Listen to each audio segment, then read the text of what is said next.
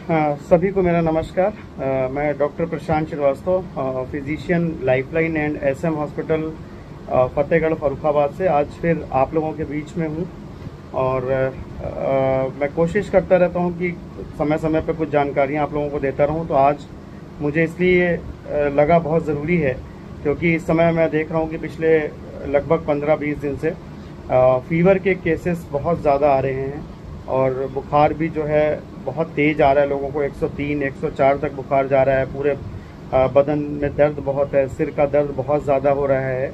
तो लोग काफ़ी घबराए हुए आते हैं हमारी ओपीडी में और बहुत सारे केसेस आ रहे हैं इस समय। लगभग जो सर्ज देखा है मैंने कि नॉर्मल दिनों की अपेक्षा 30 से 40% केसेस बुखार के ओपीडी में आ रहे हैं। और जिनको की हिस्ट्री है 3-4 दिन 5 दिन से बुखार आ रहा है, वो लोग लोकल कहीं मेडिकल स्टोर से दवाइयाँ ले रहे हैं और उसके बाद भी आराम नहीं मिल रहा है। तो मुझे लगा कि ज़रूरी है कि आप लोगों के बीच जाके कुछ जो बेसिक जानकारियाँ हैं वो मैं आप लोगों को दूँ, जिससे कोई पैनिक की स्थिति क्रिएट नहीं हो, घबराहट की स्थिति क्रिएट नहीं हो। तो ये तो मैं बोलना चाहूँगा कि मामूमन जो बुखार इस समय आता है तो वायरल एटियोलॉजी का होता है। और वायरल में भी सबसे पहले कुछ चीज़ें हमारे दिमाग में आती हैं, जैसे इस समय डेंगू फीवर बहुत चलता है। बट अच्छी बात यह कि जो मैंने अभी तक देखा है अपनी ओपीडी में, तो फीवर तो बहुत आ रहा है लेकिन डेंगू के केसेस अभी तक फ़िलहाल ज़्यादा नहीं हैं। और एलाइसा में तो कोई भी खैर पॉजिटिव नहीं है।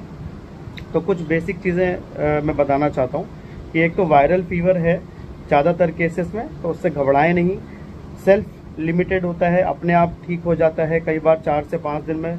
और बुखार तेज़ आता है, साथ में पेशेंट को बहुत सारी और दिक्कतें होती हैं, जैसे सिर में बहुत ज़्यादा दर्द महसूस होना, बदन दर्द होना, बहुत ज़्यादा आलस लगना, उठने का मन नहीं करना, चिड़चिड़ाहट हो जाना, तो भूख का कम हो जाना, ये सारी चीज़ें साथ में आती हैं। तो मैं सबसे यही प्रार्थना करना चाहता हूँ कि आप लोगों को घबराने की कोई आवश्यकता नहीं है। ये वायरल फीवर अपने आप ही 3 से 5 दिन में, कई बार कभी 7 दिन तक भी जाता है। तो इसमें अगर बुखार बहुत तेज़ नहीं है, 100-101 के से नीचे चल रहा है, तो आप पानी खूब पिएं और पैरासीटामॉल की गोलियों का सेवन करते रहें। आप 500 mg या 650 mg ज़रूरत के हिसाब से हर 6 घंटे पे ले सकते हैं पैरासीटामॉल की गोलियां। शुरुआती दिनों में एंटीबायोटिक की कोई ज़रूरत नहीं रहती क्योंकि वायरल है, तो वायरल में एंटीबायोटिक का कोई रोल होता नहीं है। तो मेरा सुझाव ये है कि आप लोग एंटीबायोटिक से बचाव करें। पानी प्रचुर मात्रा में पिएं क्योंकि पानी अच्छे से पीने से हाइड्रेटेड रहेंगे, बीमारी से लड़ने में सहायता मिलेगी, आपको कमज़ोरी थकावट नहीं होगी, बीपी फॉल जनरली नहीं करेगा। जंक फूड का सेवन बिल्कुल भी नहीं करें, बाहर का खाना ये सब बिल्कुल अवॉइड करना है ऐसे में। और हेल्दी खाना खाएं, हरे पत्तेदार सब्जियां, फल खा सकते हैं, नारियल पानी का सेवन कर सकते हैं, फ्रेश फ्रूट्स का जूस ले सकते हैं। तो ये सारी चीज़ें आप लोगों को करनी है और घबराने की आवश्यकता नहीं है। वायरल बुखारों में भी कई बार प्लेटलेट काउंट कम हो जाता है, तो उससे भी चिंता करने की आवश्यकता नहीं है। जनरली अगर 1 लाख के ऊपर प्लेटलेट है तो कुछ भी चिंता की ज़रूरत नहीं। कई बार बहुत से लोग पैनिक हो जाते हैं, 1,30,000 हो गया, 1,10,000 हो गया, डॉक्टर साहब भर्ती कर लीजिए और प्लेटलेट कम हो रहा है। बट मेरा ये कहना है कि इसमें भर्ती की कोई भी आवश्यकता नहीं होती है। आप घर पे ही रह के आपको आराम हो जाएगा और बस पानी खूब पीते रहें, खाना पीना अच्छे से खाते रहें जिससे कमजोरी नहीं हो। मैं यहाँ पे एक चीज़ कहना चाहूँगा कि वायरल और डेंगू में प्रारंभिक जो लक्षण होते हैं वो लगभग एक ही जैसे आते हैं। बदन का दर्द, थकावट महसूस होना, बुखार आना, तो प्रारंभिक लक्षण तो एक ही जैसे होते हैं। बट आगे चल के इसको आपको चौकन्ना कब होना है, आपको कब ये सोचना है कि अब मुझे डॉक्टर के पास जाने की स्थिति है, मुझे डॉक्टर को दिखाने जाने की ज़रूरत है। अगर आपको लगे कि आपको बुखार के साथ साथ बदन में थोड़े चकत्ते से पड़ रहे हैं, लाल लाल से, या आपके आँखों के पीछे दर्द हो, आँखें घुमाने में आपको दर्द महसूस हो, तो आपको सचेत हो जाना चाहिए। पेशाब की मात्रा कम हो जाए, यूरिन कम आए, आपको बहुत ज़्यादा थकावट लगे, बिल्कुल उठने का मन नहीं करे और भूख लगना एकदम से कम हो जाए, चक्कर आने लगे बहुत ज़्यादा, तो तुरंत डॉक्टर को दिखाने की आवश्यकता है। पहले 3 दिन तो कुछ भी इससे चिंता की ज़रूरत नहीं है और शुरुआत में 1-2 दिन जांच कराने की भी कोई आवश्यकता नहीं है। जब आपको लगे कि बुखार तेज़ आ रहा है, चकत्ते पड़ रहे हैं, आंखों के पीछे दर्द हो रहा है, तब आपको डॉक्टर को दिखाने की ज़रूरत है। डेंगू फीवर भी अगर है तो 90% केसेस में हम लोग देखते हैं कि ये सेल्फ लिमिटिंग होते हैं और 5 से 7 दिन में ठीक हो जाते हैं। बट 10% केस ऐसे भी होते हैं जिनमें कॉम्प्लिकेशंस डेवलप होने लगते हैं डेंगू के केसेस में। तो वो कॉम्प्लिकेशंस क्या हैं मैं आपको बताता हूँ। एक तो वही जो मैंने बताया कि चकत्ते पड़ने लगते हैं। क्योंकि चकत्ते क्यों पड़ते हैं? क्योंकि प्लेटलेट की मात्रा हम लोगों के शरीर से कम होने लगती है, और जब ऐसा होता है तो ब्लड छोटी छोटी जो कैपिलरीज होती है उससे ऊज होना शुरू हो जाता है, तो वो चकत्ते के रूप में हम लोगों को दिखाई पड़ने लगता है, जो कि हमारे लिए एक खतरे का लक्षण होने का संभावना होती है।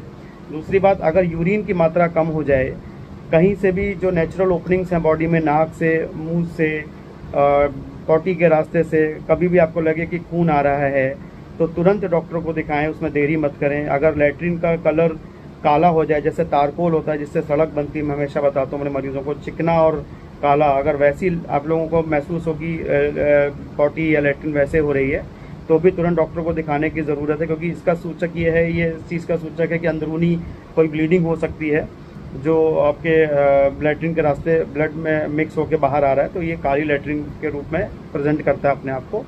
तो ये 3 खतरे के लक्षण हैं। बुखार के साथ साथ चकत्ते पड़ना शरीर में, काली लैट्रिन होना तारकोल की तरह, और कहीं से भी अगर खून आए तो तुरंत डॉक्टर से संपर्क करने की कोशिश करें और डॉक्टर को दिखाएं और डॉक्टर की राय से ही आगे का ट्रीटमेंट करें। मैं फिर ये आप लोगों को अश्योर करता हूँ कि बिल्कुल भी घबराने की ज़रूरत नहीं है, पैनिक मत क्रिएट करें। प्लेटलेट जब तक 50,000 से ऊपर हैं तब तक कुछ भी करने की ज़रूरत नहीं है, नॉर्मल ट्रीटमेंट से बिल्कुल ठीक हो जाते हैं। हाँ, सचेत रहने की ज़रूरत है, और अगर आपको कभी भी प्लेटलेट चढ़ाने की ज़रूरत पड़ेगी तो जो भी आपके ट्रीटिंग डॉक्टर हैं वो उसका डिसीज़न लेंगे। जनरली 20,000 के ऊपर कोई ज़रूरत नहीं होती है प्लेटलेट चढ़ाने की, अगर कोई ऐसे खतरे के लक्षण नहीं आ रहे हैं जो कि मैंने आप लोगों को बताए। खाली बुखार आ रहा है, प्लेटलेट गिर गए हैं, तो 20,000 तक वेट करते हैं, क्योंकि जल्दी प्लेटलेट चढ़ा देना भी कई बार थोड़ा सा रिस्की हो सकता है। तो अगर कोई काली लैट्रिन, खून, चकत्ते हो रहे हैं और प्लेटलेट 40,000 से कम जा रहे हैं तो फिर प्लेटलेट चढ़ाने के बारे में अवश्य विचार हम लोग करते हैं। लेकिन अन्यथा अगर ये सब लक्षण नहीं है तो 20,000 तक वेट करना ही ठीक रहता है। और मैंने ये देखा है कि ज़्यादातर केसेस में 95% केसेस में प्लेटलेट अपने आप बढ़ने लग जाते हैं। तो ये कुछ बेसिक बातें मैंने डेंगू और वायरल फीवर के बारे में बताई। अब बात आती है, बहुत सारे लोग आते हैं कि डॉक्टर साहब बकरी का दूध पी लें, गांव में देहात में लोग कहते हैं बकरी का दूध ले लें, पपीते का पत्ते खा लें, रस पी लें, गिलोय का रस ले लें, तो इससे क्या प्लेटलेट बढ़ता है? तो इसका कोई भी रिसर्च ऐसा नहीं है, लोगों का कहना ज़रूर है। लेकिन मैंने अपनी प्रैक्टिस में मैं भी सबसे ये कहता हूँ कि मुझे इस बारे में मतलब कोई वो नहीं है कि इसमें प्लेटलेट बढ़ जाएगा, ऐसा कुछ भी नहीं होता है। तो आप लोग बस प्रचुर मात्रा में पानी, लिक्विड, तरल पदार्थ का सेवन करते रहें। प्लेटलेट बढ़ने में जो चीज़ें सहायक होती हैं वो विटामिन सी है, तो वो कीवी में पाया जाता है, इसलिए शायद ये लोग कह देते हैं कि इससे प्लेटलेट बढ़ते हैं। तो आप ले सकते हैं, इससे कोई नुकसान नहीं है। लेकिन बकरी का दूध से मैंने कई बार देखा है कि लोगों को गैस्ट्राइटिस हो जाती है, पेट में उल्टी जैसा मन करने लगता है, तो उसका कोई आवश्यकता नहीं है। और दवाइयों से, डॉक्टर की राय से ही दवाइयाँ लें, बिना डॉक्टर की राय से अपने मन से दवाइयाँ मत लें।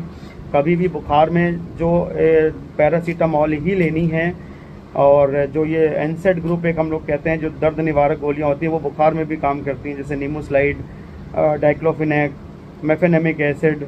तो इन सारी दवाइयों का सेवन बिल्कुल भी नहीं करें। इससे क्या होगा कि प्लेटलेट कम तो खैर नहीं होंगे, लेकिन प्लेटलेट की क्षमता को ये प्रभावित करते हैं, तो ब्लीडिंग की संभावना बढ़ जाती है। और अगर आपको डेंगू फीवर है तो ब्लीडिंग की संभावना काफ़ी अधिक हो जाती है। तो ऐसे केसेस में या किसी भी ऐसे केसेस में जिसमें डेंगू सस्पेक्टेड हो, कोई भी दर्द निवारक गोलियों का इस्तेमाल नहीं करें। सिर्फ पैरासीटामॉल ही सफिशिएंट है इस बीमारी का इलाज करने के लिए। दूसरी बात, कौन से वो लोग हैं जिनको ज़्यादा सतर्क रहने की ज़रूरत है? तो जो मरीज़ डायबिटीज़ के पेशेंट्स हैं, ब्लड प्रेशर के पेशेंट्स हैं, जो गर्भवती महिलाएं हैं हमारी, या जो मरीज़ एस्पिरिन का सेवन कर रहे हैं, तो ऐसे मरीजों को बहुत सतर्क रहने की ज़रूरत है। तो बिना डॉक्टर की राय के कोई दवाई नहीं लें। तो आखिरी में मैं आप लोगों से यही कहना चाहता हूँ कि बिल्कुल भी घबराने की ज़रूरत नहीं है, पैनिक करने की ज़रूरत नहीं है। अब ज़्यादातर केसेस में बुखार अपने आप ही जल्दी ठीक हो जाता है। लेकिन हाँ, 3 दिन के ऊपर अगर बुखार जा रहा है और कोई भी खतरे के लक्षण दिख रहे हैं आपको जो मैंने बताए, तो उसको ज़रूर अपने निकटतम जो आपके डॉक्टर हैं उनके पास जाएँ और उनकी राय लें।